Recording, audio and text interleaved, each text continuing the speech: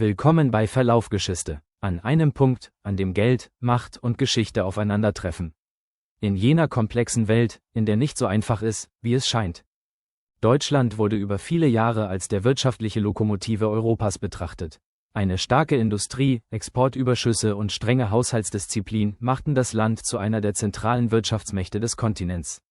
Doch heute, wie stabil ist diese Position wirklich? Was könnte passieren, wenn die wirtschaftliche Balance ins Wanken gerät? Diese Frage ist längst nicht mehr nur ein Thema für akademische Diskussionen, sondern hat sich zu einer wichtigen Debatte, die von der Finanzwelt über Branchenanalysen bis hin zu politischen Kulissen reicht, entwickelt. Denn die wirtschaftliche Stärke Deutschlands war nicht nur auf seine eigenen Grenzen beschränkt, sondern galt über Jahre hinweg als eine Quelle der Stabilität für ganz Europa. Wenn diese Stabilität schwächelt, sind die Auswirkungen nicht nur lokal, sondern können sich regional und sogar global ausbreiten. Zunächst müssen wir ein Missverständnis ausräumen. Der wirtschaftliche Rückgang eines Landes führt selten zu einem plötzlichen Zusammenbruch. In der Regel handelt es sich um einen leisen und schrittweisen Prozess. Die Produktivität sinkt, Investitionen werden verschoben, die Wettbewerbsfähigkeit erodiert, ohne dass es bemerkt wird. Von außen betrachtet wirkt das System jedoch noch lange Zeit stabil. Genau das beobachten wir derzeit in Deutschland. Obwohl Deutschland nach wie vor eine große Wirtschaftsmacht ist, steht es gleichzeitig vor ernsthaften strukturellen Problemen.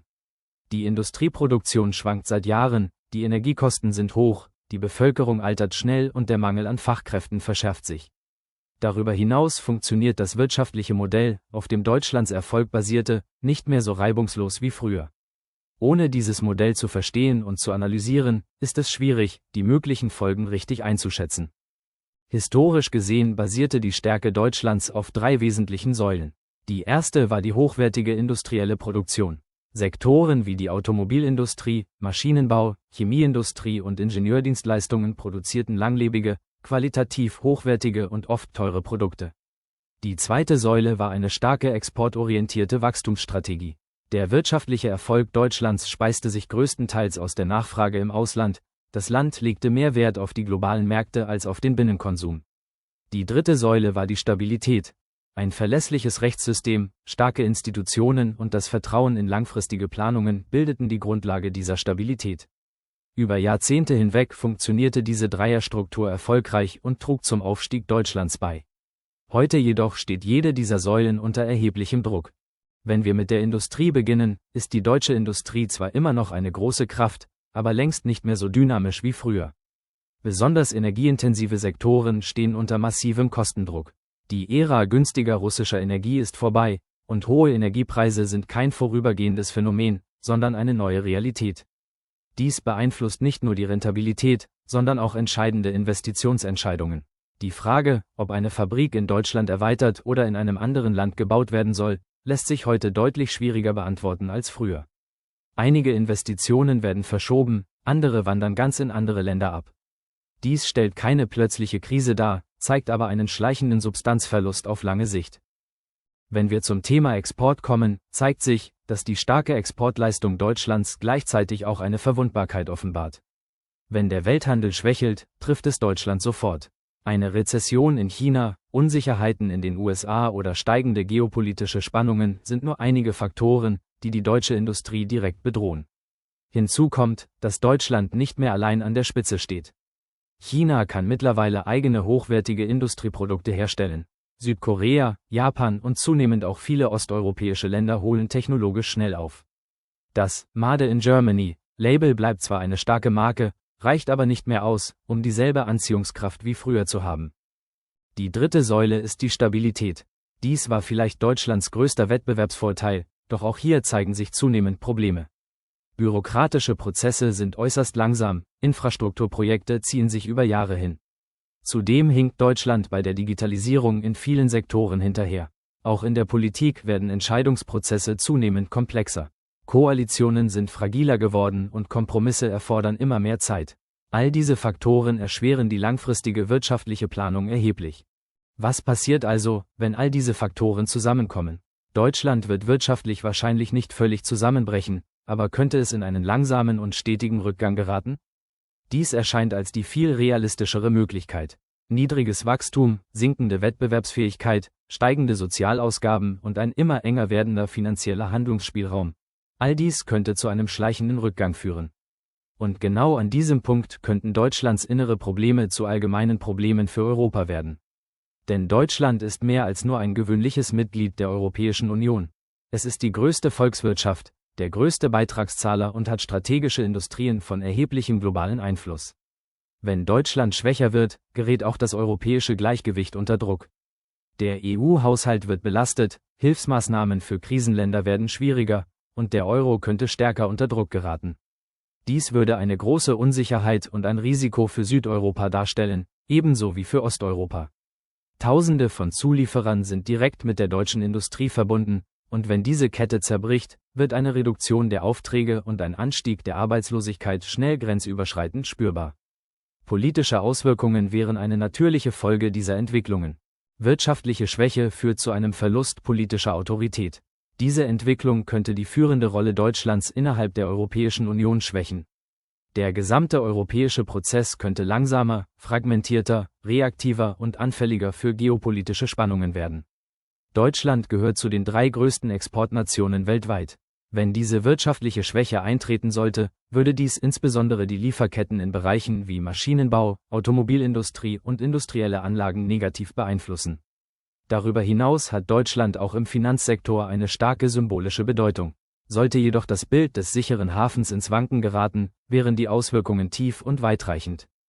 Es gibt jedoch einen entscheidenden Punkt. Diese Situation ist keineswegs unvermeidlich.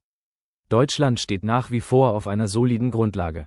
Es verfügt über hochqualifizierte Arbeitskräfte, weltweit anerkannte Universitäten und Forschungszentren, eine tief verwurzelte Industriekultur sowie eine fundierte institutionelle Erfahrung. Diese Vorteile sind jedoch nur dann nachhaltig, wenn sie mit besonderer Sorgfalt weiterentwickelt werden. Die zentrale Frage lautet: Reichen kleinere Anpassungen im bestehenden Modell aus, oder ist eine tiefgreifende strategische Neuausrichtung notwendig? Es gibt viele miteinander verbundene Themen wie Energiepolitik, digitale Infrastruktur, Arbeitsmarktpolitik, Migration und die grüne Transformation der Industrie, die gleichzeitig angegangen werden müssen. Andernfalls könnte Deutschland, auch wenn es nicht völlig zusammenbricht, allmählich seinen Wert und seine Bedeutung verlieren. Die Geschichte zeigt uns, dass wirtschaftliche Macht selten plötzlich verschwindet. Sie erodiert meist leise und unbemerkt. Deshalb müssen wir uns eine andere Frage stellen. Was passiert, wenn Deutschland nicht fällt, sondern sich nicht verändert?